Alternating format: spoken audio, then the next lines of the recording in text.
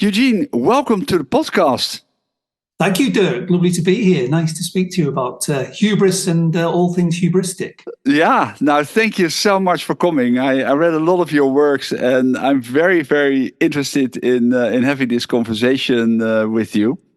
And the first topic I wanted to discuss is hubris. You conducted quite a considerable amount of research, and you wrote a number of publications around the theme of hubris. Could you perhaps start off by telling us what hubris is and give some examples of leaders in the world of business and politics who display this? All right. Yeah. Well, it's thank you for that nice opening question. It will come as no surprise to listeners to learn that there's nothing new about hubris. It goes all the way back to the ancient Greeks. So it goes back 2,500 years. And our word hubris itself actually comes from a Greek word, hybris, Hybris, hybris. And in the ancient Greek world, being hubristic or being a hybrist was an insult to another person because it was a result of somebody thinking big. And actually, in ancient Athens, hybris or hubris was actually an offence under Athenian law. So maybe we've got something to learn from the ancient Greeks about how to handle it, but maybe we'll come on to that point later. So yeah, the origins go back 2,500 years to the ancient Greeks, ancient Athens. If I was to define it now, I would say it's overconfidence, it's arrogance, it's pride, and it's contempt for the advice and criticism of others. And as a result of all of those four things together, hubristic leaders, because it is associated with power, and we can come on to power later, but I think as a product of those three things happening, contempt, overconfidence, arrogance, and pride, what happens is hubristic leaders tend to overestimate the chances of things going right, and they underestimate the chances of things going wrong. In other words, there's kind of this irrational exuberance and irrational optimism about them as a result of their thinking big.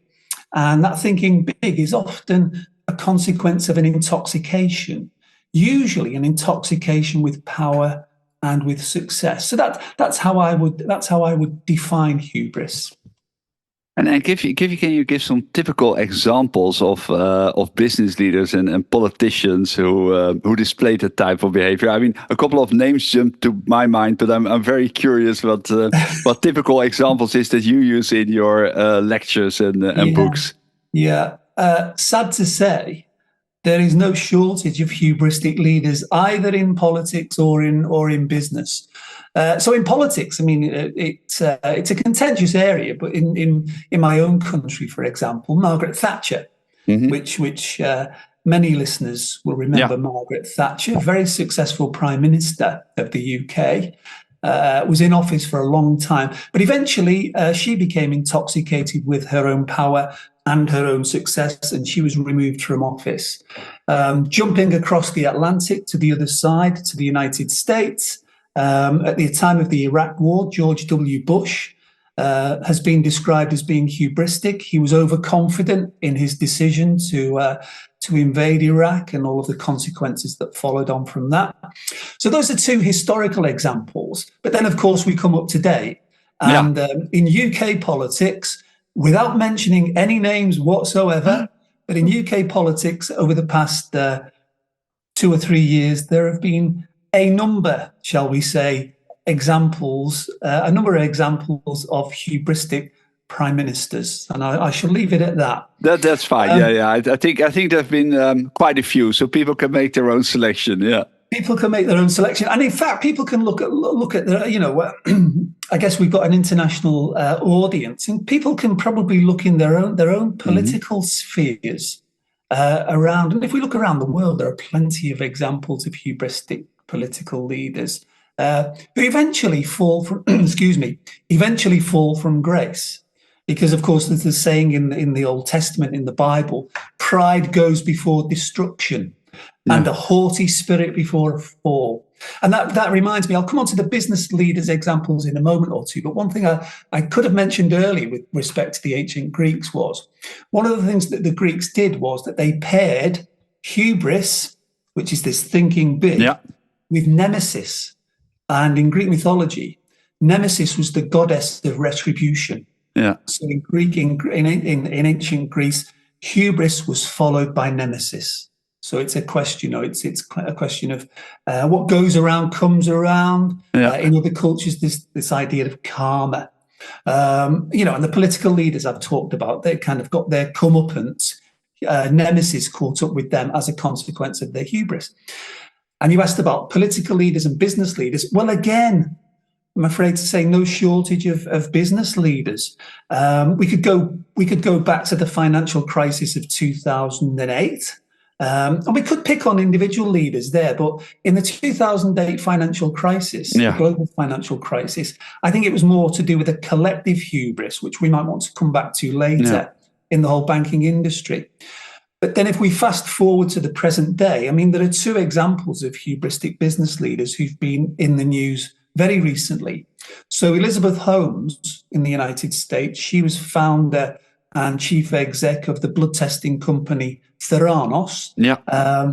And she had huge backing from some big name figures on the board, Kissinger and so on and so forth, General Mattis, etc., on the board of Theranos. But she was eventually, she was exposed in the Wall Street Journal in a series of articles, and was eventually taken to court, found guilty of numerous counts of fraud, basically because the technology that she was selling, this one-drop blood test, didn't actually work. So the jury in the United States found her guilty of numerous counts of fraud, and she's gone to jail for 11 3/4 years. And the other example that's current at the moment, Sam Bankman-Fried was chief exec and founder of FTX, the cryptocurrency firm, called the king of crypto. He was all over the television screens with Tony Blair and Bill Clinton in his shorts and t-shirt. Not Bill Clinton in his shorts and t-shirt, but Sam Bankman-Fried, trademark shorts and t-shirts. But again, without going into the gory details of the case, again, found guilty by a jury of fraud and now awaiting trial. And I've read some press reports that says if he was found guilty on all the counts of fraud, having been found guilty, on all the counts of fraud, the maximum sentence he could get could be 115 years. And this is for a guy and he's so young, so sorry. And he's still so young, so in his 30s. So I mean, those are kind of to juxtapose the financial crisis some time ago now, but up to date now, two young hubristic leaders who've nemesis has caught up with them. And one's gone to jail for a long time, and one probably will go to jail for a long time. So I guess we take from this that it's been around for thousands of years, and it's still with us right up until the present day. And there are lots of other examples that I can think of in business, examples of hubristic business leaders. But those are two standouts from the current climate. I think that's a great segue to my next question, which would be, if you look at the origins of hubris, how do you see the relation between nature and nurture? I mean, is hubris, in your perspective, something that's personality related? For instance, it could be related to one of the big five, narcissism. Is it the result of circumstances, of success and recognition? Is it a combination of both? How do you see that? Yeah, I mean, as always with these tricky questions, the answer is both. But I mean, you talk about nature and nurture, and if we think about the other idea that you raised there, narcissism, and I think comparing hubris and narcissism is actually quite a useful thing to do, because it helps us to answer the question: is it nature or is it nurture? So if we think about narcissism, we all know what narcissism is. It's intoxication with the self. We can think of lots of examples of narcissistic individuals in business and in politics. So it's this intoxication with self. but it's a stable psychological trait. In other words, it's something that developed early on in the person's life, probably something to do with childhood, if we think about kind of the Freudian interpretations of narcissism. And it's with them. It's part of their personality. It's part of their being. So it's trait-like. It's hard to shift. It's hard to move. It would be very hard to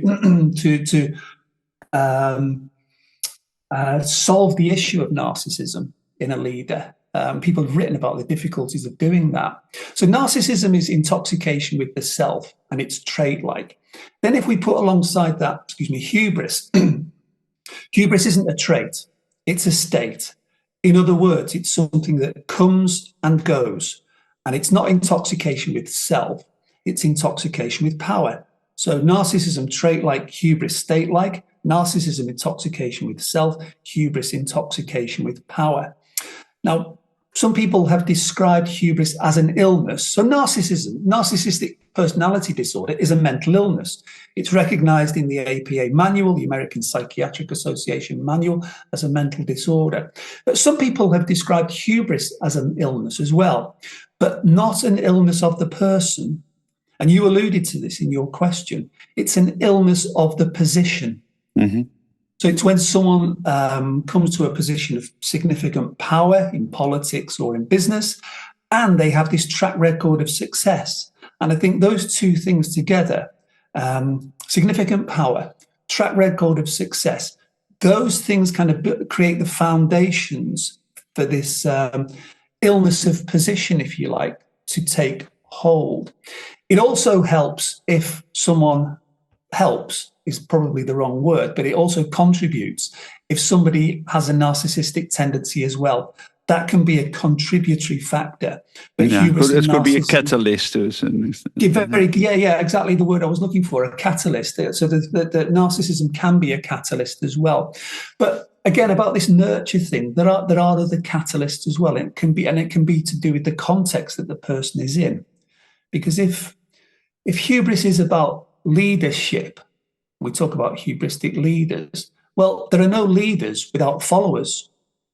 So I would say there are no hubristic leaders without complicit followers. In other words, followers themselves can help to create the conditions for hubris to arise in a business leader or in a political leader. Yeah, because that was also one of my questions. To which degree do we, as a general public or as people in companies or organizations, contribute to hubris? Because I sometimes think we have perhaps even an uncanny desire to have leaders that we consider to be strong and to whom we can admire. And you could say, to a certain extent, we might be therefore responsible for co-creating them. I mean, you mentioned the biblical example. One of my favorite biblical examples is also Saul. That was the first king of Israel. And God did not want to appoint a king, and Saul did not want to become one.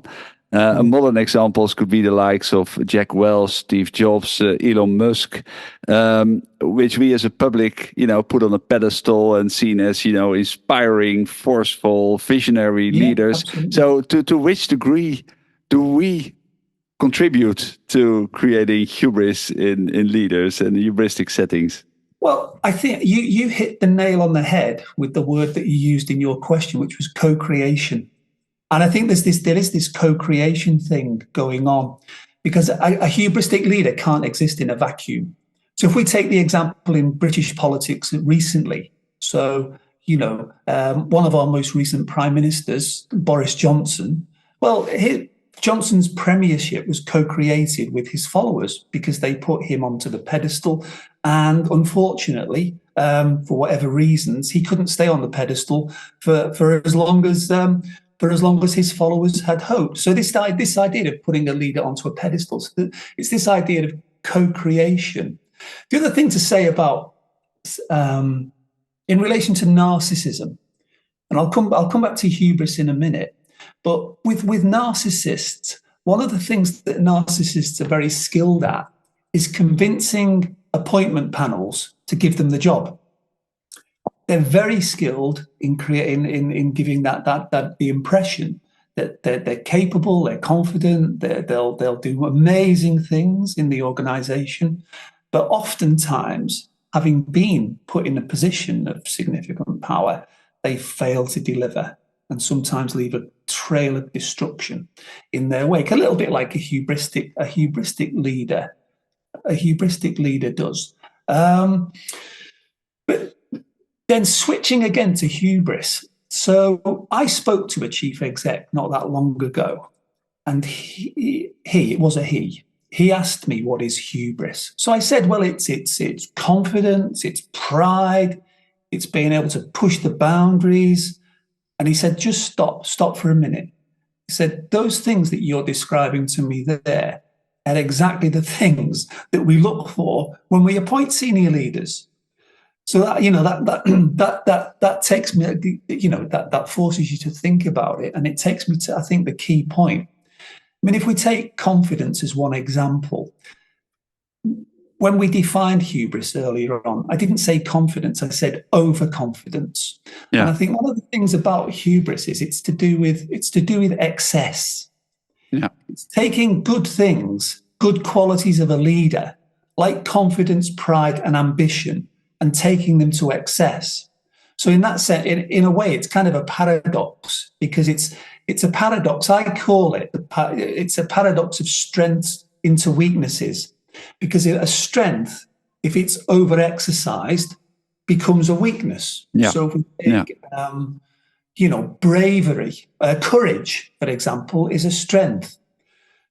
But if it's possible to be too brave and too courageous, and that then becomes recklessness. Of course, it can go the other way and become, too little of courage becomes cowardice.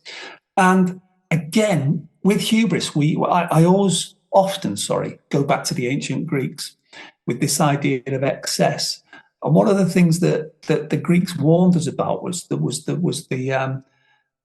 challenges that come with excess. And in the temple to Apollo at Delphi, one of the most famous ancient Greek sites, an inscription on it is "nothing to excess."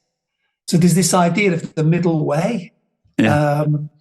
So the way that when I talk to execs about this, I say you've got probably one of the most difficult challenges in the world, because what you have to do is tread this very fine line. You have to walk this tightrope between too little of something, a deficiency of something, and too much of something.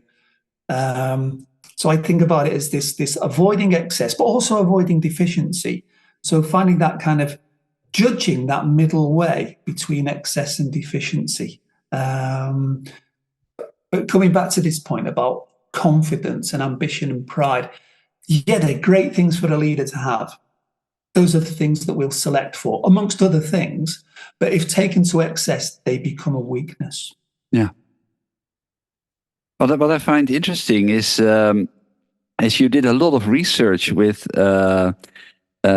Axtinate. I don't know if I pronounce his name. Lithuanian pronunciation is better than mine. Oh, okay. Well, the research you did with Axtinate and Robinson suggests that hubristic tendencies may show themselves in the verbal language that CEOs use. Yeah. And that would, of course, make it possible to detect the formation and emergence of hubris. Could you perhaps share some lexical markers that potentially indicate hubris, and the reasons why it is especially these markers that would indicate potential hubris in the language that leaders use? Yeah. I mean, the first thing to say about it, it's a new area of research. So we're kind of building our knowledge about lexical markers or linguistic markers of hubris. But leaders can sometimes give away their hubris in their choice of words, their lexical choices. So with the two colleagues you've mentioned there, we've done a little bit of work in that area, and some of it's been published in scientific journals. One of the most recent pieces that we had published compared two political leaders, the language used by two political leaders, Donald Trump, when he was president of the US, and Jacinda Ardern when she was Prime Minister of New Zealand. Yeah. And we compared the the speeches that they gave during the COVID pandemic, and of course, New Zealand was very successful in combating the pandemic. The United States didn't have a good record early on. And we compared the words that they used in their speeches early on in the COVID-19 pandemic as kind of maybe as a marker, as an indicator of how they're likely to behave with respect to combating the pandemic and the decisions that they took. And we found some quite interesting differences between the language that Trump used and that Ardern used. So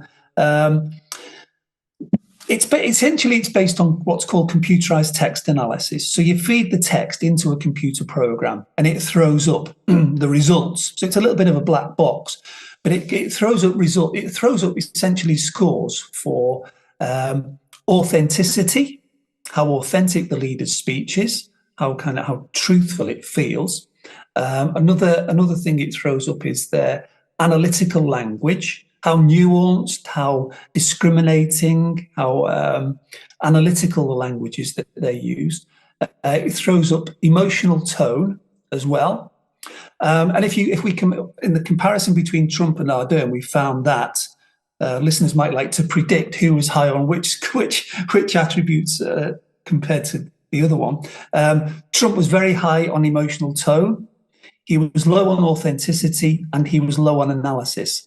Jacinda Ardern, on the other hand, was high on authenticity, high on analysis, and low on emotional tone.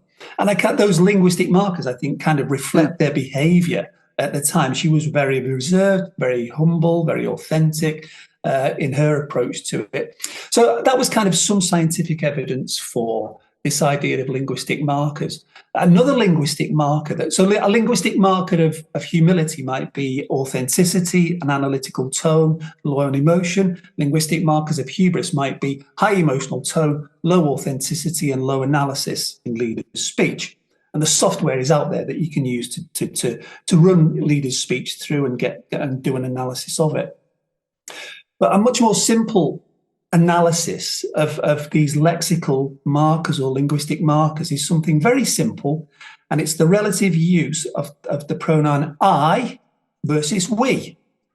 So when I do this in class with execs and with my MBA students, I say to them, well, which one of those words, which one of those pronouns do you expect a hubristic leader to use most? And they all say, well, they're going to say I much more than we. No, they don't actually. Hubristic leaders use we a lot more than I. So this ratio, the we to I ratio, or the I to we ratio, comes up quite often in linguistic research as a marker of hubris.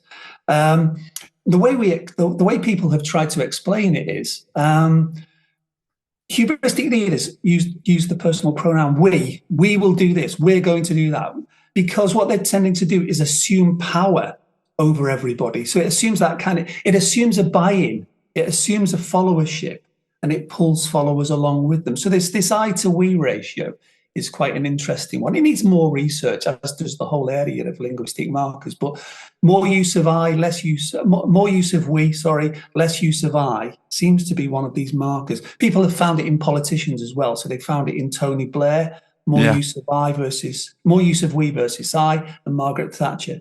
She used we more than I at the time of the Falklands War. So, but having said that, there's kind of a bit of a health warning that comes with it, in that it's early days, it's early research, but one of the kind of visions that I've got is to develop something that you might call a hubrisometer that could, track in real time leaders' speech, and you could have a traffic light, which, red, yellow, green, and when their language starts to go into the hubristic, the red zone, it could flag up to them and just say, hang on, stop.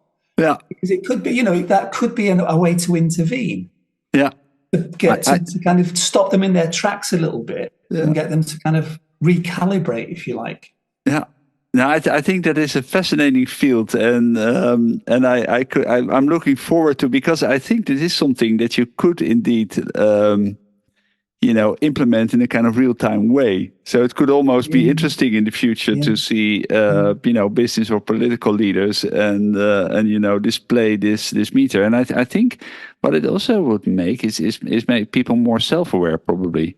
Exactly. In the sense, you've hit the nail on the head again. It's about kind of self-awareness and self-check and self-calibration. Yeah. And I think with AI, because the linguistic analysis is computerized text analysis.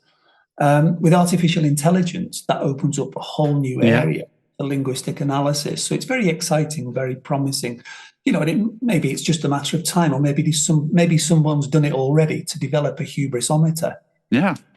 Then, of course, you could develop a narcissism-ometer as well, and all sorts of other. Sorry, No, that's true. No, I think I was just going to say, probably, let's say, a listener to the podcast who's now immediately, let's say, go to his toolbox of IA tools.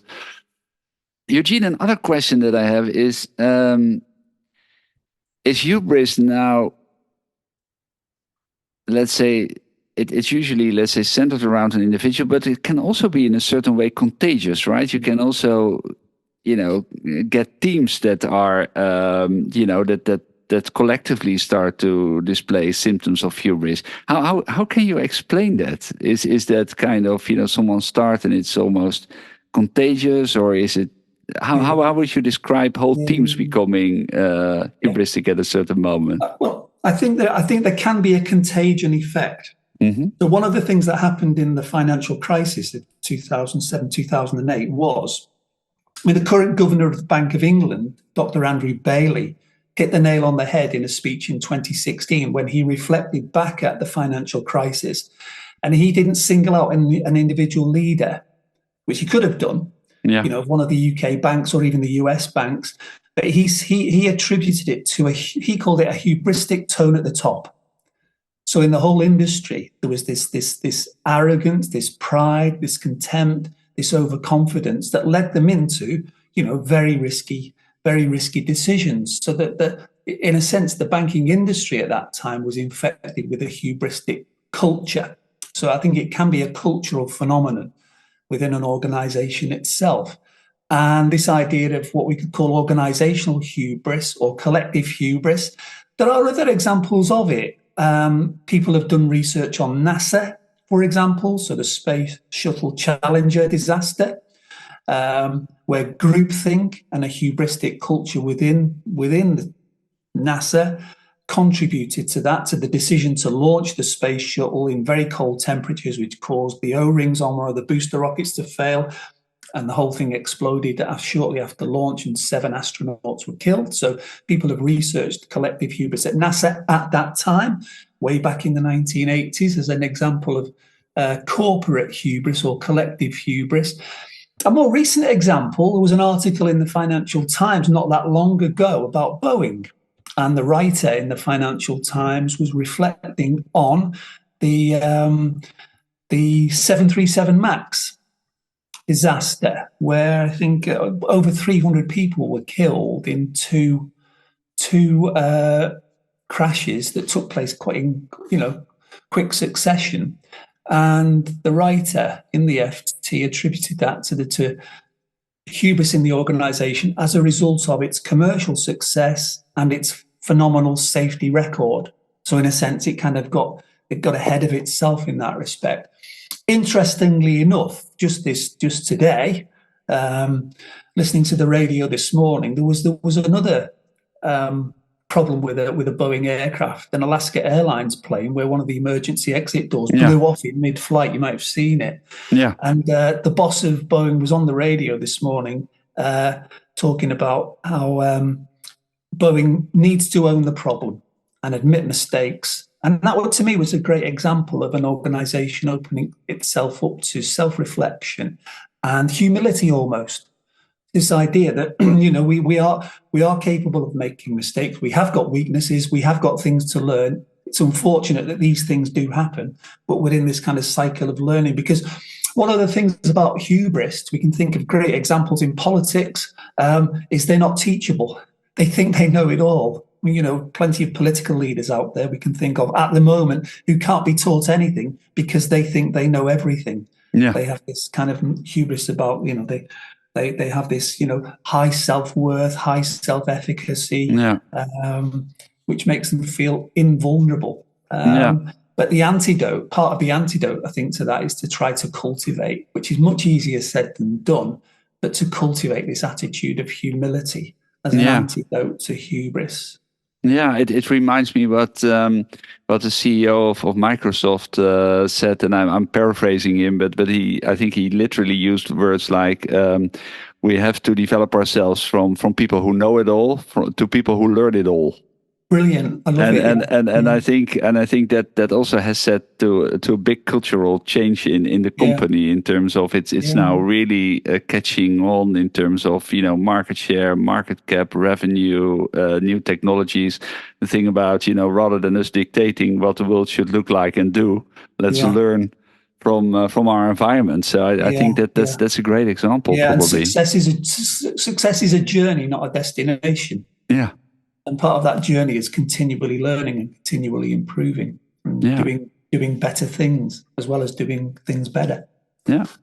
Hey, in March this year, a new book by your hand will be published, The Hubris Hazard and How to Avoid This. Can you tell us a little bit about the content of this book? Because you already published a lot in that area. So what are some of the key notions that you will basically treat in that book?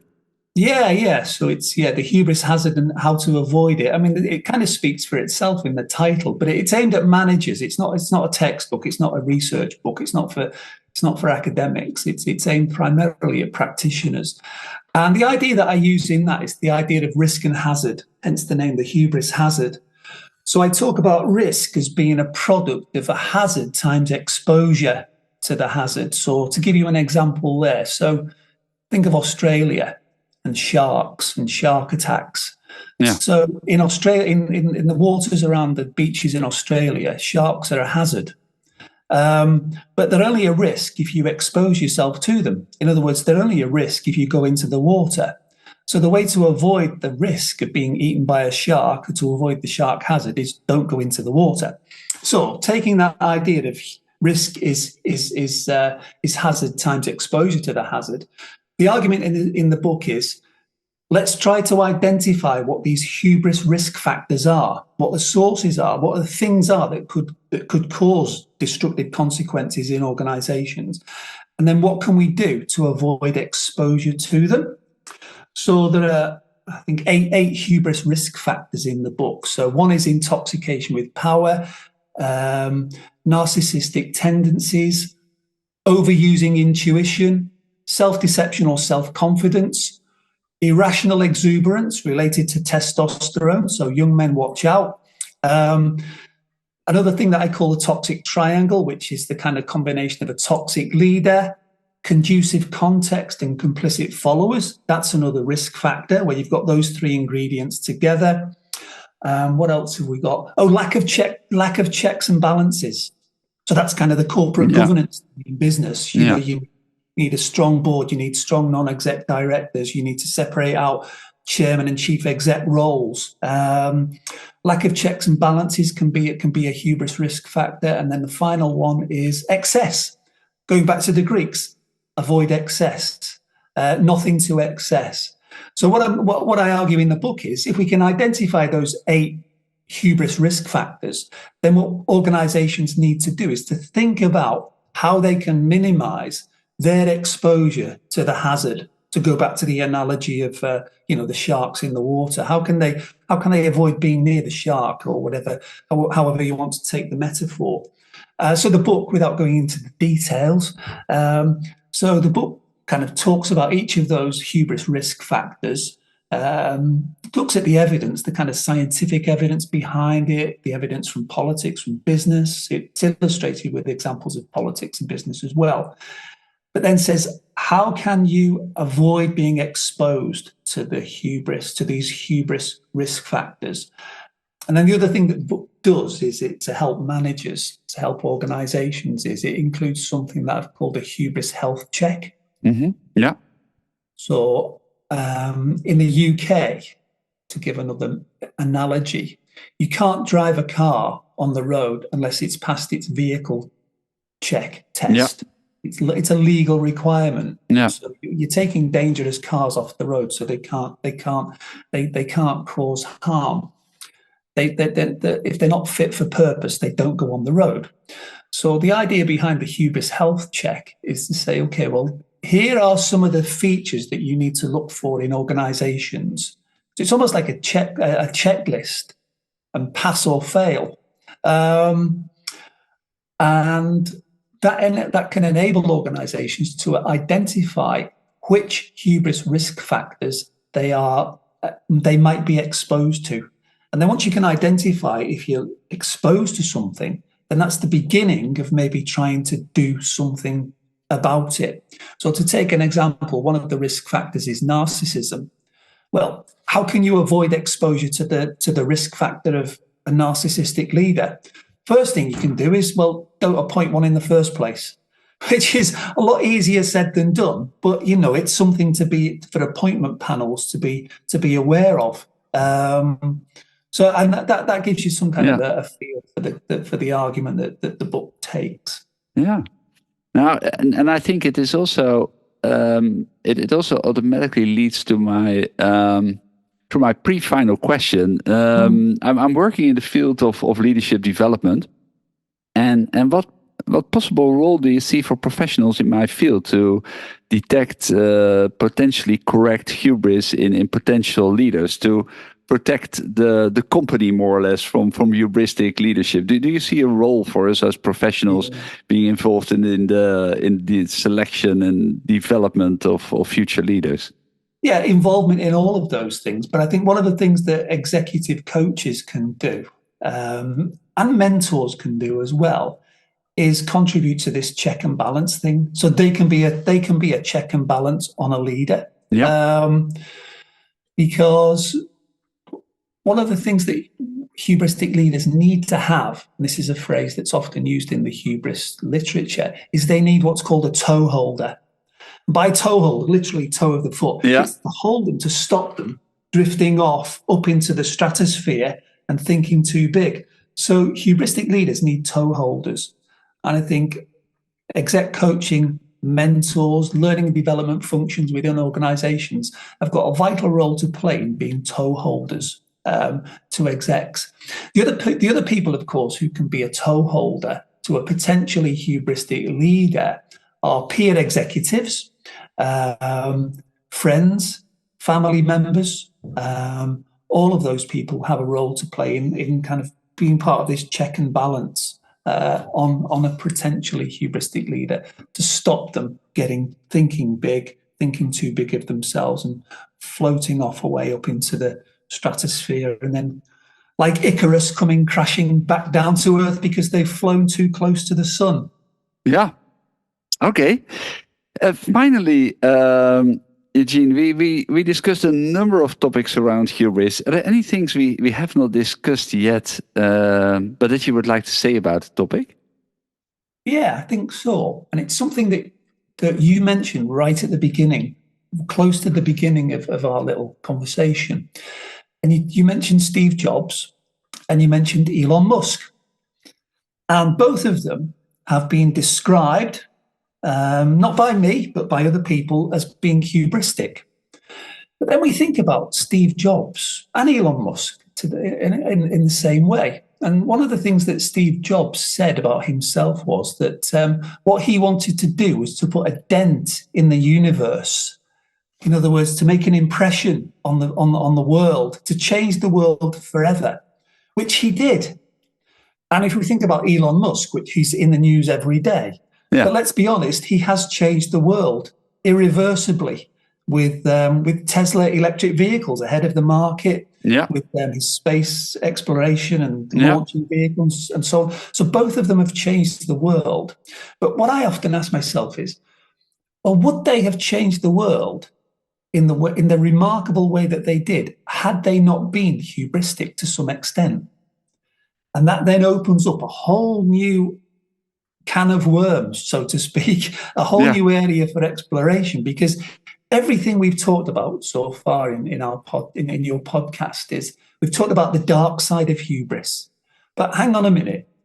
Maybe it's got a bright side. Maybe there is a bright side to hubris. And I don't have an answer to this question, but maybe it's got a bright side. And maybe we need hubristic people because of their confidence and ambition and energy, can do remarkable things. Yeah.